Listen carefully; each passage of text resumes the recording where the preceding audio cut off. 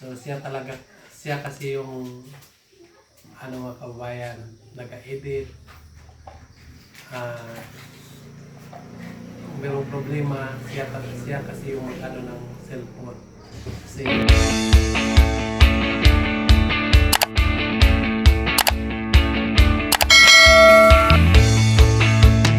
hello mga kababayan, magandang araw sa inyong lahat. Kumusta na kayo dyan? So nandito ako ngayon sa bahay ni Istong mga kababayan. At nandyan sila sa loob. At saka yung aso niya mga kababayan ay nandyan sa labas. Yan po ang bantay. No? Kaya hindi ako nakapasok agad-agad kasi may aso. Kapag pumunta ako dyan mga kababayan ay yung aso ay nakatingin sa akin. So kaya ay dito muna ako habang nandyan pa yung aso. So maganda kasi mga kababayan kapag dito tayo sa bukid na meron tayong alagang aso, no?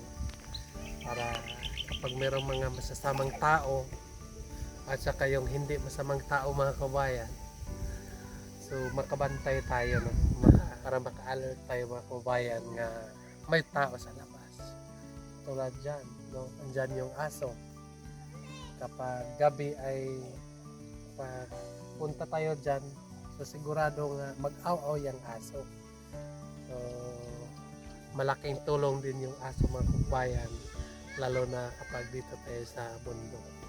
Yung una mga kabayan, no? So meron akong aso, dalawa. Kapag pumunta ako doon sa bukid, maglagari ako ng kahoy. So kasama ko yung dalawang aso. No? Ang pangalan ng aso ko ay si Choco at si Kabang. So si Kabang mga kabayan, yun ang mag-una punta doon. So si Choco naman ay dito sa likuran ko. So si Choco ay hindi kapag saan ako, nandyan siya palagi. Kasi hindi tulad ni Kabang, siya talaga yung kasi mga ngayam kasi yung aso ko nga si Kabang. Pag meron siyang makuha, dadalhin niya doon sa amin, no? Dalhin niya doon sa aking papa yung makuha niya. So lang niya,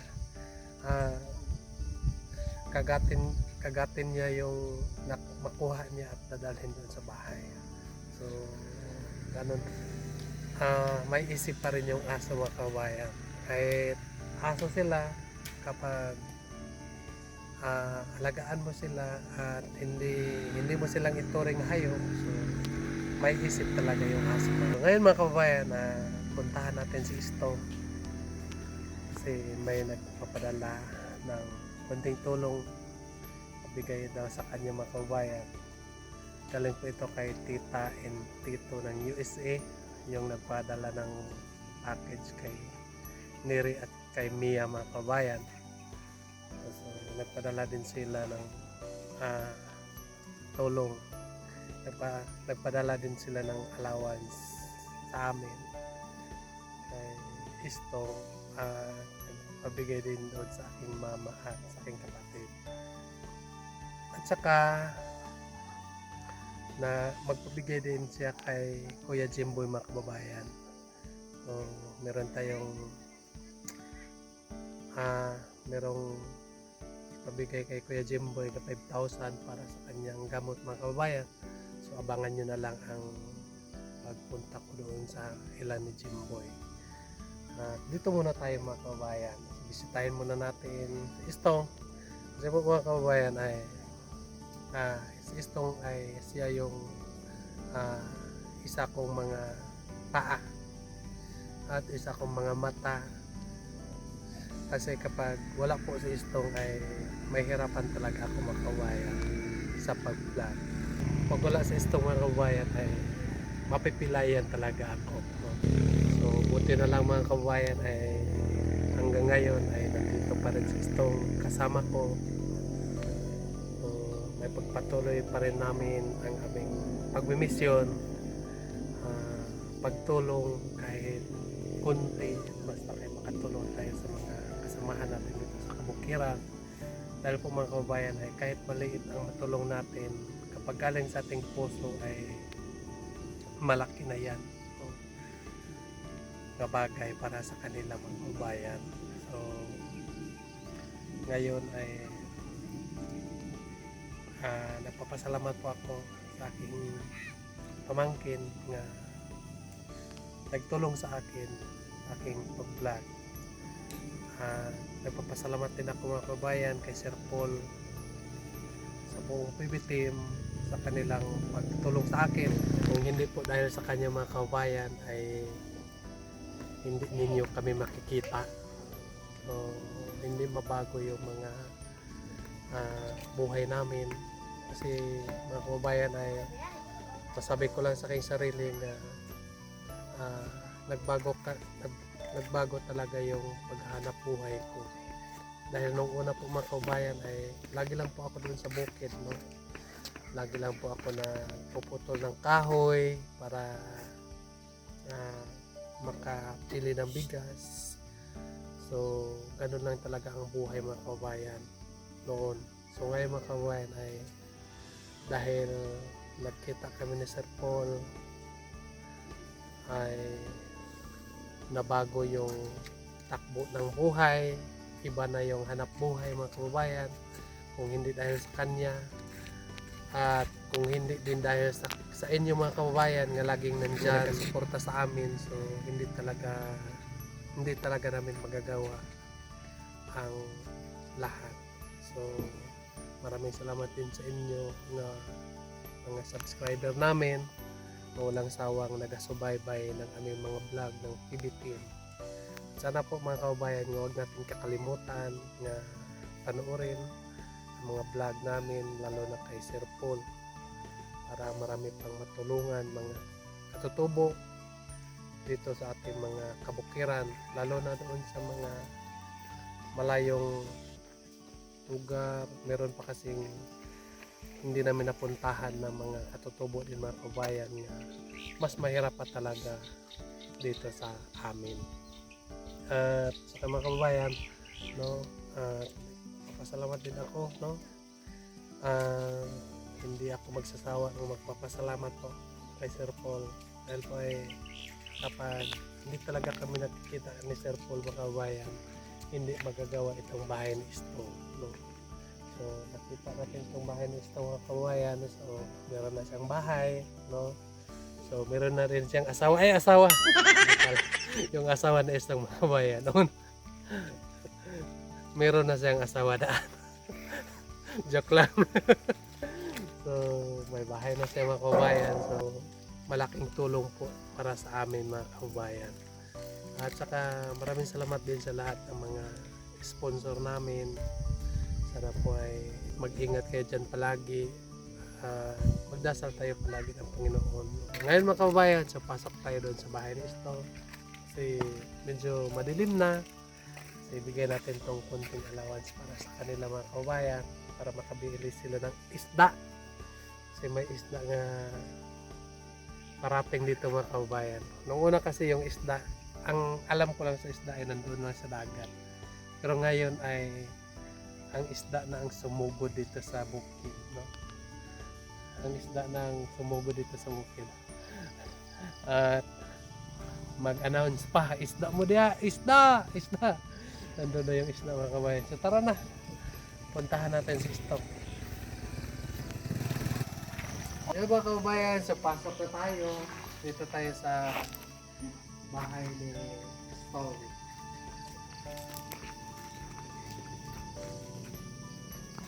So nandito sa Isto mga kabayan, naghanda siya ng kape.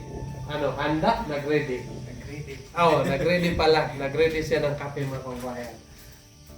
So magkakape muna daw kami mga kabayan. So tara na. Yung kape mga kabayan, twin pot. So ito muna yung kape natin ngayon. Kasi ito lang yung binibinta ni Istong dito.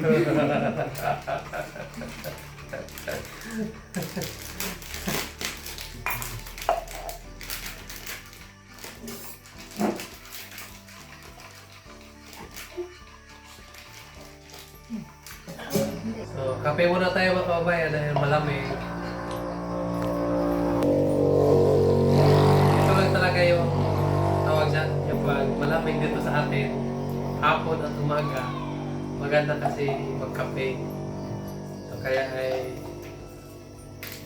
nagustuhan namin magkape ngayon mga kababayan.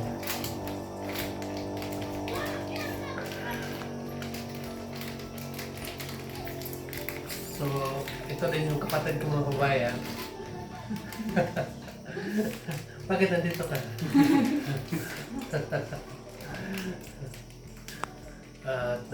Meron kasi kaming lupain dyan sa baba. So, dyan siya galing. Tinignan niya yung pananim namin doon sa baba. So, dumiretso na lang siya.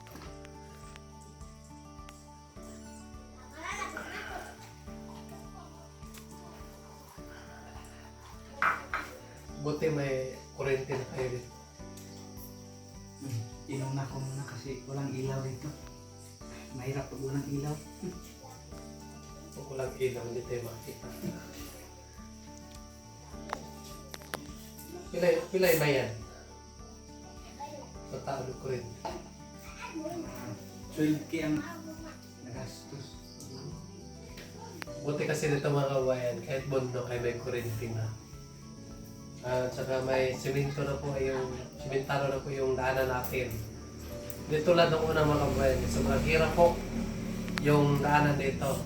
Nung una-una nga pagpunta nila Sir Paul dito, grabing hirap yung daan. Minsan hindi sila makatuloy dito. Hindi sila makapunta dahil grabing putik ang daan dito noon. Grabe yung kanilang sacrifice nung unang-una pa nilang punta dito sa bukid. Pero ngayon ng panahon ay okay na. No? Merong mga sityo na lang sira yung daan. Hindi tulad nung unang grabing sira po yung daan mga kabayan. No? So, pasalamatan din natin yung mga mamumuno ng ating barangay, lalo na sa ating presidente nga siya yung ang tawag dyan, siya yung dahilan para mabigyan tayo ng magandang daan. Noong una kasi ay kapag binta kami ng gulay, ano? Iba yung gulay natin dito ay presko. Pag-abot doon sa palengke, wala na, lata na, no? Kasi bunog kayo. Kasi matumba dito, matumba dire, no? So kinsa may dili mabunog, no? Ang lagom na ang mata sa sayo. Ang lagom na ang mata sa sayo. Pero karon okay na kayo dalan. Magpapasalamat lang po ako mga kababayan sa aking pamangkin, si Stone, no? Dahil po sa kanya ay nandito pa rin kami, no? Dahil po sa kanya ay nandito pa rin ako, nakikita ninyo. So siya kasi yung mga kababayan, nag-edit. Kung mayroong problema, siya kasi yung ng cellphone. Kasi hindi ko kasi alam, no, kung paano gagawin.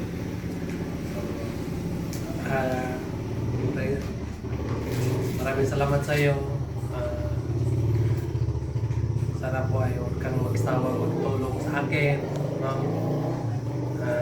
Habang may tumingin pa sa ating vlog, nandyan pa sila ay pagpatuloy pa rin natin ang ating mga pagmimisyon, no? Pagtulong, at kahit ano yung magawa natin para happy lang yung mga tao, di ba? Yun lang, no? Maraming salamat po sa iyo sa iyong pagtulong din sa akin. Mana!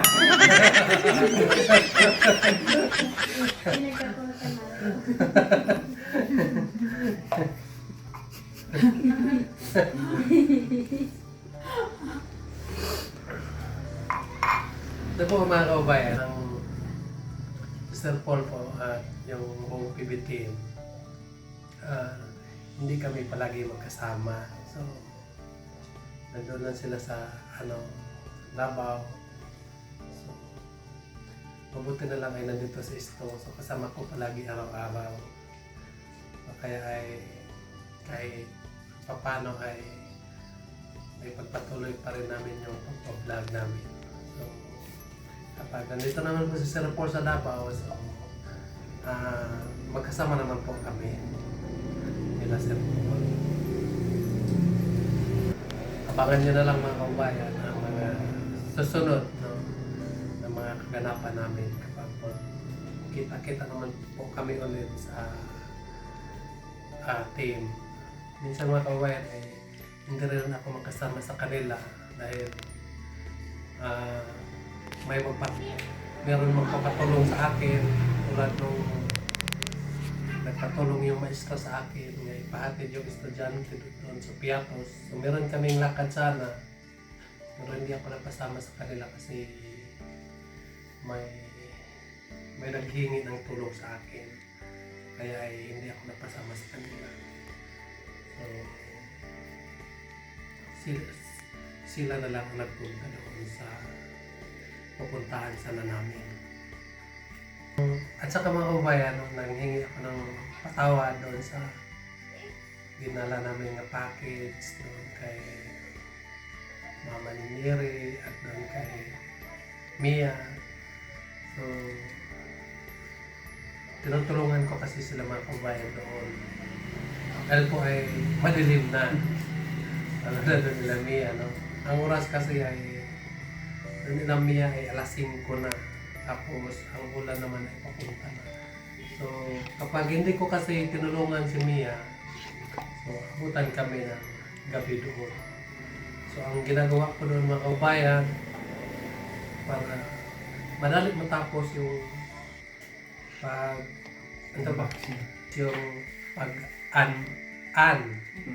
unbox ni Mia mga kaubayan. So tinulungan ko lang siya para makauli kami ng maaga. Pero wala naman kaming kinuha ng mga kawayan. So, ang kinuha ko lang doon kay Mia ay yung bike niya para mapaayos ko. Kasi naawa ako sa kanya dahil medyo parang 1 kilometro yung lalakarin papunta ng eskwelahan. So, kinuha ko yung bike niya para ayusin. Para pag maayos na ay iuwi ko naman doon sa kanya para magamit niya sa kanyang school. Pero sabihan ko siya mga kawayan niya, saka lang niya yan gagamitin kapag mag-eskwela siya, di ba? Kasi kapag lagi niyang gagamitin ay hindi lang talaga yan abutan ng 1 buwan. Masisira na naman. Oh. So, abangan din ninyo mga kawayan ang pagpunta namin kila Mia. Kape sa ta. Inom sa ta.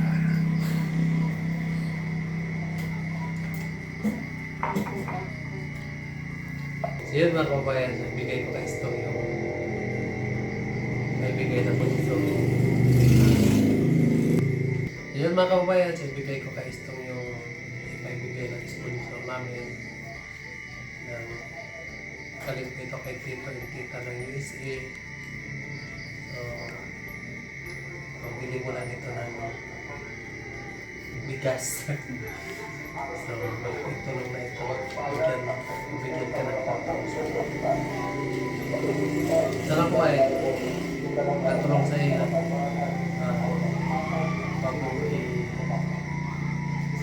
Huwag kang magbili ng vino. Ay, mag-inom ka ba? Tubig lang. Tubig lang. Ano mo yan ng bigas, no? Bili ka ng isda kasi may isdang karating na. At ito din ay pabigay daw ito ng ikaw na lang magbigay ng mama natin. So dito ko na lang sa kapatid ko ibigay yung para kay nanay. Tsaka paibigay daw sa iyo. Ay, thank you. So Huwag kang magpasalamat sa akin. Hindi ako nabibigay sa iyo. Huwag ka magpasalamat Maraming kay salamat po. Tito and Tita ng USA. Maraming salamat po sa iyo. So itong natira ay 5,000. At iabot natin doon nila Jimboy. Para po ito sa kanyang gamot. No, siya na lang ang magbili ng gamot niya. Meron naman magbaba doon sa kanamo. So iabot na lang natin ito sa kanya.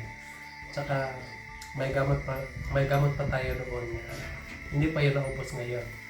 Yung dinala namin doon na gamot para sa kanya mga kababayan. So, yun lang po mga kababayan. No? Inuulit ko po, maraming salamat po sa nagpadala ng biyaya dito sa amin. Thank you po. At kay, lalong-lalo na kay Jimboy, maraming salamat sa iyong pagmalasakit kay Kuya Jimboy. Sa aking kapatid, no? Sa aking mama, maraming salamat. At sa akin din, maraming salamat sa iyo. Kami ay magdadasal para po sa inyo. Para naging kayong kabayan ng Panginoon. Kayong lahat, kami ay nagdadasal para sa inyo mga kabayan. Sana po ay walang mga masamang mangyayari sa ating iba-ibang buhay. No? So, isa lang talaga mga kapag meron ang Panginoon mga kabayan sa ating buhay ay layo tayo sa mga kapahamakan.